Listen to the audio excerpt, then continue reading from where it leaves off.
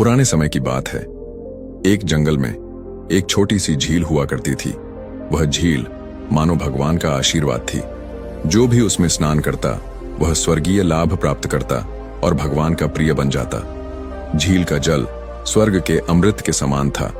जो भी उसमें स्नान करके भगवान से आदर और विनय पूर्वक कुछ मांगता, उसकी मनोकामना पूर्ण हो जाती। समय बीतने के साथ झील के चारों ओर घने पेड़ पौधे उगाए। चारों ओर इतनी वनस्पति हो गई कि झील बाहर से दिखाई देना लगभग असंभव हो गया। लोग धीरे धीरे उसका अस्तित्व भूल गए। झील इतनी घनी झाड़ियों और पेड़ों से घिर गई कि वहां तक पहुंचना कठिन हो गया। हालांकि कुछ आर्षि मुनि थे जो इस झील की दिव्य महिमा को जानते थे और गुप्त रूप से वहां स्नान करने आते थे ताकि वे उसका पुण्य लाभ प्राप्त कर सकें। कुछ समय बाद आर्षि मुनियों ने भी वहां जाना बंद कर दिया क्योंकि वह स्थान अत्यधिक दुर्गम और खतरनाक हो गया था। वहां कोई हिंसक जानवर तो नहीं था, लेकिन अत्यधिक बांस और पेड़ पौधों के कारण वहां जाने का कोई मार्ग शेष नहीं था। कुछ दिन और बीते और एक दिन वहां कुछ बंदर आ गए। क्योंकि वहां मनुष्यों का आना जाना बंद हो चुका था, इसलिए वहां बहुत सारे फलदार वृक्ष उगाए थे। फल मिलने के कारण बंदरों ने वहां कुछ दिन ठहरने का निर्णय लिया। हालांकि वे झील के दिव्य स्वरूप से अनजान थे और उसके पास नहीं जा पा रहे थे। एक दिन एक बंदरिया गलती से झील के पास पहुंच गई। झील के किनारे एक बहुत बड़ा बरगद का पेड़ था जिसकी जटाएं इतनी घनी थीं कि उसके भीतर प्रवेश करना कठिन था। लेकिन वह बंदरिया गलती से उसी पेड़ तक जा पहुंची और उसकी जटाओं में फंस गई।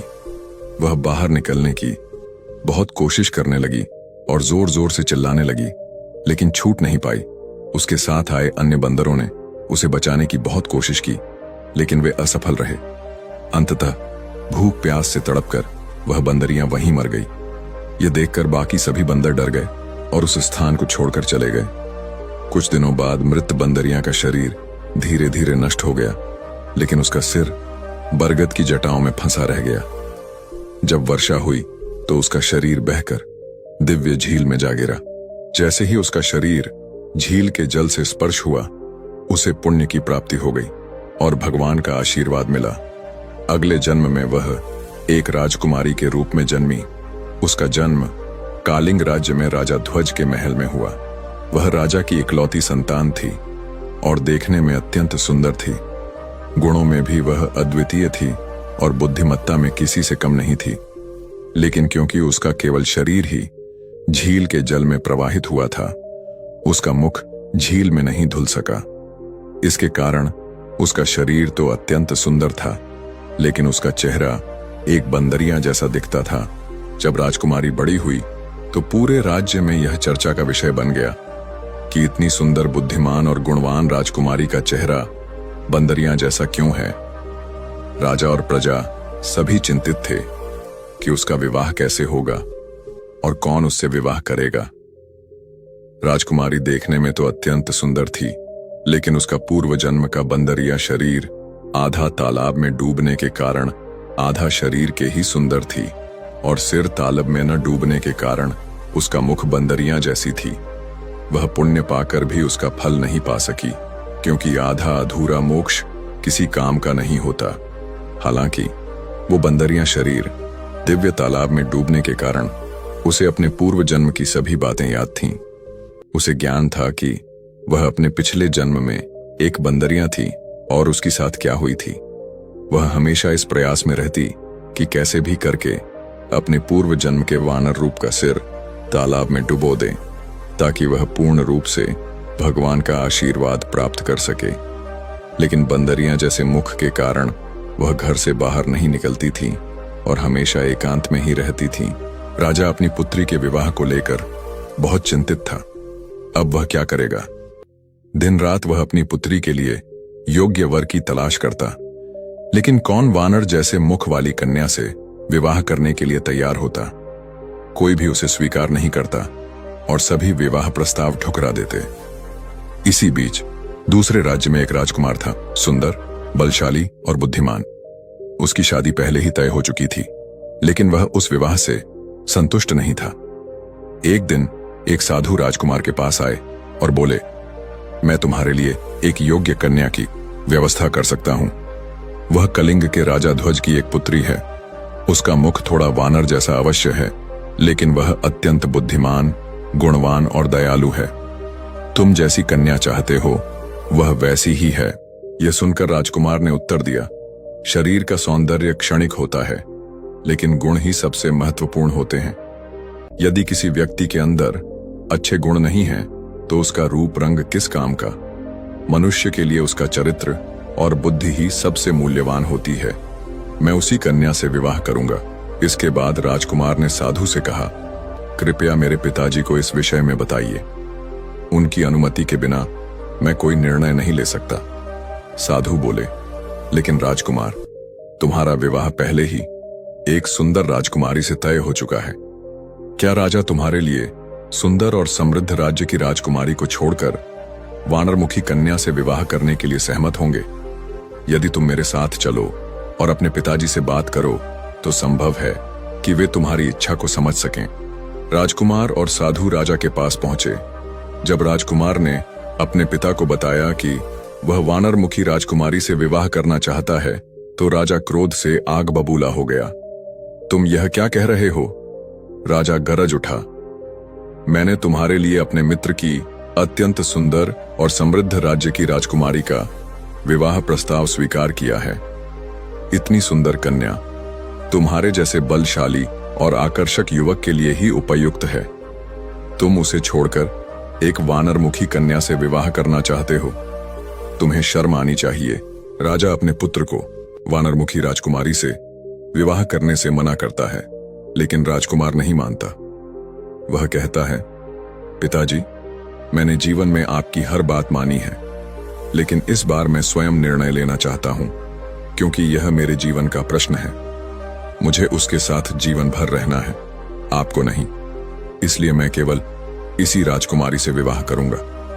राजा यह सुनकर क्रोधित हो जाता है और कहता है, तुम्हारा दिमाग खराब हो गया है, तभी तुम ऐसी बातें कर रहे हो। राजकुमार उत्तर देता है, नहीं पिताजी, यदि मैं उससे विवाह नहीं करूंगा तो फिर किसी और से भी विवाह नहीं करूंगा। राजा यह सुनकर आश्चर्यचकित रह जाता है। उसने अपने मित्र को वचन दिया था कि उसका पुत्र उसकी कन्या से विवाह करेगा। यदि यह विवाह न हुआ तो वह अपने मित्र को क्या मुंह दिखाएगा? इसलिए राजा ने अपने पुत्र से कहा, ठीक है, यदि तुम वानरमुखी राजकुमारी से विवाह करना चाहते हो तो मैं एक शर्त पर सहमत हूं। राजकुमार ने पूछा, कौन सी शर्त? पिताजी, मैं आपकी शर्त मानने को तैयार हूं। राजा ने कहा, तुम्हें वानरमुखी राजकुमारी के साथ साथ मेरे मित्र की कन्या से भी विवाह करना होगा। यदि तुम इस शर्त को स्वीकार करते हो तो तुम उससे विवाह कर सकते हो, अन्यथा नहीं। राजकुमार सोच में पड़ गया। फिर उसने सोचा कि यदि पिताजी मान गए हैं तो उनकी शर्त भी माननी चाहिए। अतः उसने कहा, ठीक है, मैं दोनों से विवाह करूंगा। राजा यह सुनकर प्रसन्न हुआ। वह वानरमुखी राजकुमारी के पिता के पास गया और विवाह का प्रस्ताव रखा। राजा ध्वज यह सुनकर अत्यंत प्रसन्न हुए, क्योंकि उनकी पुत्री के विवाह के लिए कोई भी तैयार नहीं था। लेकिन अब जब इतना सुंदर, बुद्धिमान और शक्तिशाली राजकुमार विवाह के लिए प्रस्ताव दे रहा था, तो उन्होंने तुरंत स्वीकृति दे दी। वानरमुखी राजकुमारी ने भी विवाह के लिए सहमति दे दी, क्योंकि उसके पास कोई और विकल्प नहीं था। विवाह बड़े धूमधाम से संपन्न हुआ। पूरे नगर में उत्सव मनाया गया, लेकिन राजा पूरी तरह प्रसन्न नहीं था। उसे दुख था कि उसके इतने सुंदर पुत्र का विवाह वानरमुखी राजकुमारी से हुआ था, लेकिन वह भी क्या कर सकता था? उसका पुत्र स्वयं इस विवाह के लिए तैयार था। राजा अपने पुत्र और वधू को राजमहल लेकर आया। दोनों महल में रहने लगे। कुछ दिनों बाद राजा पुनः अपने पुत्र के पास गया और कहा, पुत्र, मैंने तुमसे कहा था कि तुम्हें मेरे मित्र की पुत्री से भी विवाह करना होगा। अपने वचन के अनुसार अब तुम्हें उससे भी विवाह करना होगा। राजकुमार सहमत हो गया और शीघ्र ही राजा के मित्र की पुत्री से उसका विवाह संपन्न हुआ। विवाह बहुत भव्य तरीके से आयोजित किया गया। इसके बाद राजकुमार अपनी दोनों पत्नियों को लेकर राजमहल लौटा। वानरमुखी राजकुमारी अपने पति के साथ प्रसन्नतापूर्वक रहने लगी। लेकिन राजकुमार की दूसरी पत्नी, जो बहुत सुंदर थी, असंतुष्ट थी। उसे यह बात खल रही थी कि राजकुमार हमेशा अपनी पहली पत्नी को ही अधिक प्रेम करता था। वह सोचने लगी, मैं इतनी सुंदर हूं, फिर भी राजकुमार मुझे प्रेम क्यों नहीं करते? वह वानरमुखी होते हुए भी इतनी प्रिय क्यों है? आखिर इसमें ऐसा क्या है? एक दिन सुंदरी राजकुमारी ने देखा कि बंदरमुखी राजकुमारी हमेशा लोगों को दान दक्षिणा देती थी, सबसे अच्छे से बातें करती थी और किसी को ढूंढने का प्रयास कर रही थी। सुंदरी राजकुमारी ने कुछ दिनों तक बंदरमुखी राजकुमारी के बारे में बुरा सोचने का प्रयास किया, लेकिन वह कुछ नहीं कर पाई, क्योंकि राजकुमार हमेशा अपनी पत्नी के साथ रहते थे। दूसरी ओर बंदरमुखी राजकुमारी भी दिव्य तालाब में स्नान करने के कारण थोड़ा थोड़ा जान चुकी थी कि उसके साथ क्या होने वाला है। इसलिए सुंदरी राजकुमारी कुछ नहीं कर पा रही थी। को यह अजीब लगा और उसने सोचा, आखिर ऐसा क्या है जो वह किसी को ढूंढने की कोशिश कर रही है? अवश्य ही इसमें कोई न कोई रहस्य छिपा होगा। दरअसल बंदरमुखी राजकुमारी यही सोचती थी कि किसी प्रकार उसका पूर्व जन्म का बंदर शरीर उस दिव्य तालाब में डूब जाए तो वह फिर से सुंदर हो सकती थी। लेकिन वह स्वयं वहां नहीं जा सकती थी, क्योंकि अब वह शादीशुदा थी और किसी को अपना रहस्य बताना नहीं चाहती थी। अगर वह खुद उस स्थान पर जाती तो सबको संदेह हो जाता। साथ ही अगर राजकुमार और अन्य लोग दिव्य तालाब के अद्भुत चमत्कार के बारे में जान जाते तो क्या होता? यही सोचकर उसने किसी ऐसे व्यक्ति को ढूंढना शुरू किया जो शक्तिशाली और विश्वसनीय हो तथा दिव्य तालाब के पास जाकर उसके बंदर मुख को तालाब में डाल सके, ताकि वह पूरी तरह भगवान का आशीर्वाद प्राप्त कर सके। लेकिन उसे कोई उपयुक्त व्यक्ति नहीं मिला। राजा और राजकुमार भी यह नहीं समझ पा रहे थे कि वह क्या चाहती है। ऐसे ही कुछ दिन बीत गए। एक दिन उसने एक ब्राह्मण को देखा जो बहुत तेजस्वी प्रतीत हो रहा था। वह राजमहल में दान दक्षिणा लेने आया था। बंदरमुखी राजकुमारी ने उसका ससम्मान स्वागत किया और बोली, हे ब्राह्मण देव, आपके आगमन से हमारा यह राजमहल धन्य हो गया है। कृपया हमारा आतिथ्य स्वीकार करें। ब्राह्मण बंदरिया राजकुमारी की भक्ति देखकर कुछ दिनों के लिए राजमहल में ठहर गया। बंदरमुखी राजकुमारी ने उसका बहुत आदर सत्कार किया। जब ब्राह्मण जाने के लिए तैयार हुआ तो उसने कहा, राजकुमारी, आपने मेरी बहुत सेवा की है। आपके इस आदर सत्कार से मैं अत्यंत प्रसन्न हूं। यदि आप मुझसे कुछ पूछना या मांगना चाहती हैं तो निसंकोच कहें, मैं आपको अवश्य दूंगा। राजकुमारी बोली, मैं क्या मांगूं? मेरे पास तो सब कुछ है, लेकिन यदि आप मुझ पर कृपा करना चाहते हैं तो मेरी एक सहायता करें। हालांकि यह कार्य बहुत कठिन होगा। ब्राह्मण ने कहा, पुत्री, तुमने मेरे लिए बहुत कुछ किया है। तुम्हारे लिए यह छोटा सा कार्य करना मेरे लिए कठिन नहीं होगा। बताओ, मुझे क्या करना है? बंदरमुखी राजकुमारी ने कहा, भगवान, मेरे पूर्व जन्म की एक पीड़ा है। मैं पूर्व जन्म में एक बंदर थी। जब मैं दिव्य तालाब के पास गई थी तो एक पेड़ में फंस गई और वहीं मेरी मृत्यु हो गई। मेरा शरीर दिव्य तालाब में गिरा, जिससे मैं इस जन्म में राजकुमारी के रूप में जन्मी। लेकिन मेरा सिर तालाब में नहीं गिरा, इसीलिए मेरा मुख अब भी बंदरियां जैसा है। क्या आप कृपा करके उस स्थान पर जाकर उस पेड़ से मेरा सिर लेकर दिव्य तालाब में प्रवाहित कर सकते हैं? तभी मेरा यह अभिशाप समाप्त होगा और मुझे मुक्ति मिलेगी। ब्राह्मण ने कहा, पुत्री, तुमने मेरे लिए जो किया है उसके बदले यह कार्य करना कोई कठिन बात नहीं। मैं आज ही जाऊंगा और तुम्हारा यह कार्य पूर्ण कर दूंगा। राजकुमारी ने उन्हें प्रणाम किया और कुछ धन देकर विदा किया। सुंदरी राजकुमारी यह सब सुन रही थी। यह सुनकर वह क्रोध से भर उठी और बोली, ठीक है, अब देखती हूं तू कैसे राजकुमार की प्रिय बनेगी। अब क्या होगा? क्या ब्राह्मण उस दिव्य तालाब के पास पहुंच पाएगा या सुंदरी राजकुमारी कोई छल करेगी? ब्राह्मण धीरे धीरे दिव्य तालाब की ओर बढ़ रहा था और उसके पीछे पीछे सुंदर राजकुमारी चल रही थी। जब वे तालाब के पास पहुंचे तो ब्राह्मण ने ध्यान से देखा कि तालाब घने पेड़ों के बीच स्थित था। चारों ओर नजर डालते ही उन्होंने एक पेड़ के अंदर फंसे हुए बंदर के सिर को देखा। ब्राह्मण ने उसे निकालने की बहुत कोशिश की, लेकिन वह सिर बाहर नहीं आ रहा था। इसी बीच राजकुमारी ने एक बड़ी लकड़ी उठाई और पीछे से ब्राह्मण पर आक्रमण कर दिया। प्रहार इतना जोरदार था कि ब्राह्मण वहीं बेहोश हो गया। इसके बाद राजकुमारी ने खुद बंदर के सिर को निकालने की कोशिश की, लेकिन वह सफल नहीं हो पाई। उसने पूरी ताकत लगाकर सिर को बाहर खींचा, जिससे वह खुद पेड़ के अंदर फंस गई और बंदर का सिर तालाब में गिर गया। जैसे ही सिर तालाब में गिरा, अचानक वहां दिव्य प्रकाश प्रकट हुआ और वह सिर तालाब में विलीन हो गया। इधर वानरमुखी राजकुमारी सोच रही थी कि ब्राह्मण वापस लौटा या नहीं। उसने भगवान से प्रार्थना की कि ब्राह्मण सुरक्षित लौट आए। तभी अचानक उसका मुख सुंदर हो गया, क्योंकि उसका पूर्व जन्म का बंदर स्वरूप समाप्त हो चुका था। अब वह इतनी सुंदर हो गई कि पहले की सुंदर राजकुमारी भी उसकी तुलना में कुछ नहीं थी। उसी समय एक दासी वहां आई और उसे देखकर चौंक गई। उसने घबराते हुए राज दरबार में जाकर राजा को बताया, महाराज, आपकी पुत्रवधू जो मंदिर में पूजा कर रही थी, अचानक कहीं गायब हो गई और उसके स्थान पर एक दिव्य सुंदरी राजकुमारी उपस्थित है। यह सुनकर राजा और राजकुमार आश्चर्यचकित हो गए। राजकुमार बोला, मेरी प्रिय पत्नी गायब हो गई, यह कैसे संभव है?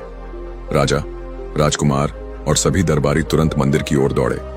वहां पहुंचकर उन्होंने देखा कि वानरमुखी राजकुमारी के स्थान पर एक अद्भुत सुंदर राजकुमारी खड़ी थी। राजकुमार उसके पास गया और पूछा, हे दिव्य सुंदरी, आप कौन हैं और यहां क्या कर रही हैं? मेरी पत्नी कहां है? राजकुमारी बोली, स्वामी, मैं ही आपकी पत्नी हूं। आज मैं आपको एक सच बताना चाहती हूं जो अब तक आपसे छिपा था। पूर्व जन्म में मैं एक बंदर थी और अपनी शरारतों के कारण एक पेड़ के अंदर फंस गई थी। उस पेड़ के पास एक दीपक था और जब वह दीपक नष्ट हुआ, तब मैंने एक सुंदर राजकुमारी के रूप में जन्म लिया। लेकिन मेरा बंदर स्वरूप समाप्त नहीं हुआ था, क्योंकि मेरा सिर दिव्य तालाब में नहीं गिरा था। मैंने ब्राह्मण देवता को वहां भेजा था ताकि वे मेरे सिर को तालाब में डालें। शायद उसी का फल है कि आज मैं अपने वास्तविक रूप में आ गई हूं। सुंदरी राजकुमारी की बातों की सत्यता जानने के लिए सभी लोग मिलकर दिव्य तालाब के पास गए। वहां पहुंचकर उन्होंने देखा कि एक ब्राह्मण भूमि पर पड़ा है और सुंदरी राजकुमारी पेड़ के अंदर फंसी हुई है। राजकुमारी ने राजकुमार से कहा, मुझे यहां से निकालिए। राजकुमार और राजा यह देखकर तुरंत राजकुमारी को बाहर निकालते हैं और ब्राह्मण को जल देकर उसे होश में लाया जाता है। तभी सुंदरी राजकुमारी बोलती है, मुझे क्षमा कर दो, मैंने ही ब्राह्मण को बेहोश किया था, क्योंकि आप हमेशा मुझे छोड़कर मंदिर मुखी राजकुमारी के पास रहते थे। बंदर मुखी राजकुमार ने कहा, नहीं, जो होना था वही हुआ। भगवान की इच्छा के अनुसार ही सब कुछ होता है। सभी ने दिव्य तालाब को देखकर आश्चर्य प्रकट किया। फिर राजकुमारी ने उस तालाब की महानता बताई और कहा कि उसमें स्नान करने से क्या क्या लाभ मिलता है। ब्राह्मण ने भी राजा और राजकुमार को बताया कि यही वह दिव्य तालाब है जिसमें स्नान करने से सभी मनोकामनाएं पूर्ण हो सकती हैं। फिर क्या था, सभी ने तालाब में स्नान किया और चारों ओर पेड़ पौधों को साफ कर दिया ताकि लोग आकर यहां स्नान कर सकें। तब से यह स्थान एक प्रसिद्ध दर्शनीय स्थल बन गया, जहां लोग स्नान करके पुण्य लाभ प्राप्त करने लगे। राजकुमार अपने दोनों पत्नियों के साथ सुखपूर्वक रहने लगा। दोस्तों, आपको यह कहानी कैसे लगी कमेंट करके जरूर बताइए। वीडियो अच्छी लगी है तो लाइक और शेयर करें। ऐसे नई नई कहानी के लिए चैनल को सब्सक्राइब जरूर करें। आपको किसी तरह कहानी पसंद है, हमें जरूर बताइए ताकि हम उसी तरह की वीडियो लेकर आएंगे। यदि आप हमारे पिछले कहानियां अब तक नहीं देखा है तो उसे भी एक बार जरूर देखें। आपका ध्यान रखें, क्योंकि जल्द मिलेंगे एक नई कहानी के साथ। तब तक के लिए जय सीताराम।